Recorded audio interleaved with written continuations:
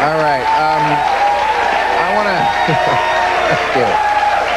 I don't know if you are aware of this book. It is the #1 bestseller. Yours is going to be #1 next week. But this one, that's USA Today, I think. Okay. Right. This has sold 4.1 million copies. The Prayer of Jabez. If you haven't heard about what this is, you'll appreciate this. W.C. Fields, you know this story? When he was on his deathbed, he was a famous atheist. One of the few people like us who was willing to say he was not too fond of religion or children. But anyway, he was, and he was looking at a Bible. His best friend walked in and said, "Bill, what are you doing with the Bible?" And he said, "Looking for loopholes." Yes. Well, they found one. I bring this up because they found a loophole in the Bible, the Prayer of Jabez. It's buried in the book of Chronicles, and the prayer says, "Oh, that you would bless me indeed and enlarge my territory." So this has sold 4 million copies because people are buying it who, one, think that prayer works. You know, if you say to God, you petition him. And also, but what's so cynical and awful about this is that they're praying for self-aggrandizement. This is a prayer that says, enlarge my territory, make me rich, give me stuff. Is this not? I think if it was praying for sex, it might be something worthwhile. But people do pray for sex. They just don't talk about it. People are going to pray for wealth. Well, I don't see the problem with the book. I mean, I understand. I don't think children should be having to read that in school. But I think there's nothing wrong with praying for self-aggrandizement. People do it anyway. But what is the point? We're lowly human beings. We pray for all kinds of things. I'm told by people who pray, I say to them, suppose God doesn't answer your prayer. And they say, well, then it's his will. I will accept his will. Then what is the point of praying in the first place if he's going to do what he wants to anyway? There's supposedly a divine plan. Well, how are you so arrogant as to ask him to change his plan for some narrow reason, whether it's health or wealth? I mean, because we are arrogant. We all think the world revolves around us. But do you think prayer works? I mean, I pray to Joe Pesci. I don't believe in... I pray to Joe Pesci, and I get the same results. I get the same results I used to get from God when I was 9 years old, and I believed in the invisible man in the sky. You get about half the things you pray for. It's laws of probability. Half the things you pray for you get, half of them you don't. You write off the half you don't. The half you get, you say, oh, isn't he great?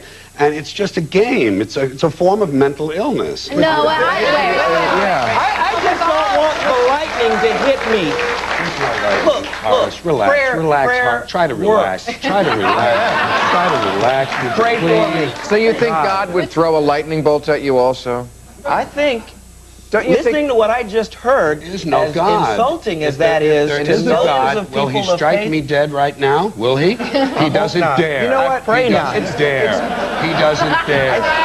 He doesn't dare. I think it's so much more. I mean, I believe in God. I think you believe in God. Of course I do. I just give him so much more credit than you do. It's insulting. Any supreme being. It's so insulting to think that he's up there reading these petitions. Please give me a real estate business. A Mercedes. A Mercedes. I mean, that's insulting. But that's your interpretation. That's what they're praying for. That's what the book says. Prayer should be for peace, for family, for health, for Why should we control or mandate what people pray for? It's not a mandate. Pray for whatever they want. I'm not understanding what has gotten you so upset. It doesn't matter. God says in the Bible that he cares about us just like he knows that every sparrow that falls and every hair on our head. So he does care about our individual cares. I have a good point. Yes. You know, when you talk about God in this society, when you profess a belief in God, they just toss the name around. You know, every end of every politician's speech, God bless him, God bless us all, God bless you, God bless America. And let me say, and God bless you, and God bless your book being #1. That's lovely. He had very little to do with that. It's all individual human. No, please let me explain something. God.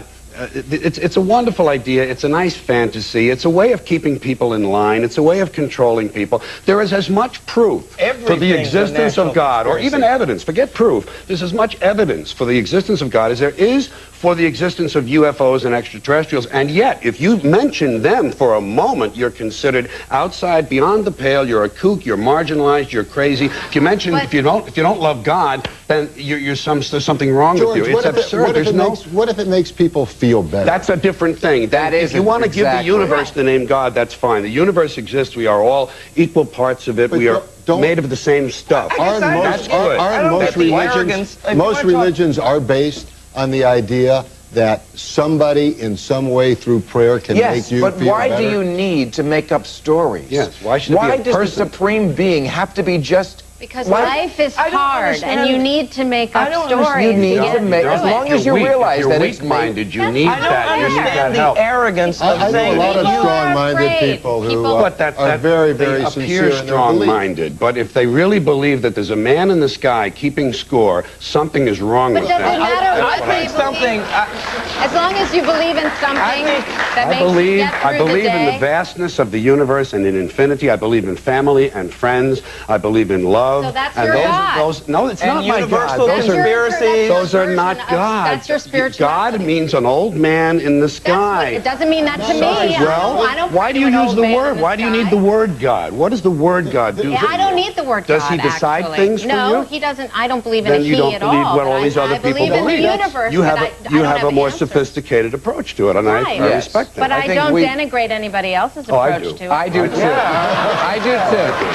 And I say it all the time. And I'll say it again. It's childish. Yeah. It is childish. It is arrogant to say to billions of people on the planet who understand that God is real and makes a difference in their lives that you know better than they do. And that's the No, they're the ones who say they know better. I'm saying I don't know. They yield in awe to an almighty God. No, I'm the one who's saying I don't know.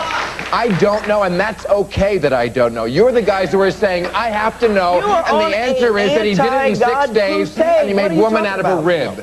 That's what's childish, is to say, I don't know these answers, but I'm going to make up this story, and then I'm going to make all these people believe it, and if they don't, I'll kill them. Millions of people on the planet got it wrong. Millions of people are stupid. But you're not being arrogant when you do that. All right, I got to take a break, or the network will say I'm not. Join us tomorrow when our guest will be comedian David Brenner, author and actress Valerie Harper, recording artist Taj Mahal, and GOP pollster Kellyanne Conway.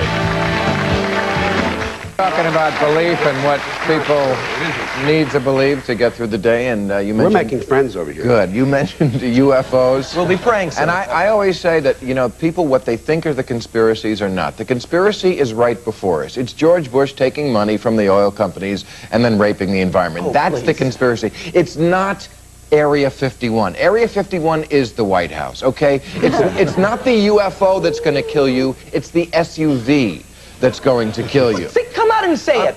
Come out and say it. I am here. I'm the nanny government, and I'm going to take away all your rights because I know better than you. We heard that. There is nothing I'm just saying, unlimited what do you think are the conspiracies? There's not unlimited money. There's not unlimited wood. There's not unlimited carpet. I don't think like the UN with its black helicopters. I don't think there's a conspiracy there. I don't think JFK. I don't think they could have hid that conspiracy for this long. I think the conspiracies, the truth isn't out there. It's right here. It's in the mirror if you have the guts to look for it. It's not these things that we think are conspiracies. And that's why we won't get effective policy, because we make up these little discussions about conspiracies to explain what we ought to be responsible for.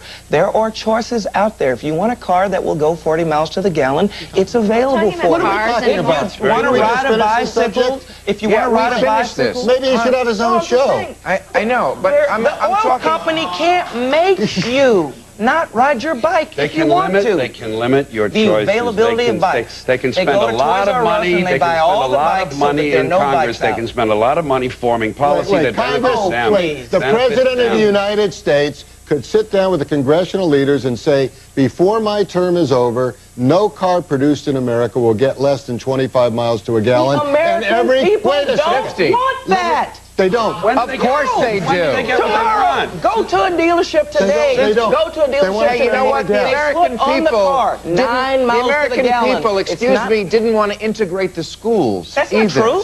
That is false. Oh, really? That's why we get to say... Do you think a minority in America made integration happen? I think I remember having to send in federal troops. A majority of America supported the government that made the policies possible. The Civil Rights Act, the Equal Housing Act. It was the democratic process. It was not a conspiracy. You say Americans this is the whole problem don't want of to drive these economic vehicles. Since when do Americans get what they want?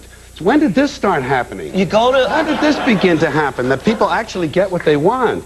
Things are taken care of at a high level with a lot of money changing hands. Except in your universe, everybody else is free to make choices in America. That's what freedom is all about. In the paper today, they said the tax cut, Bush's tax cut, was going to benefit the 400 most wealthy people in America the most. If you pay... I got to get more money. We'll take a break. I'm going to try.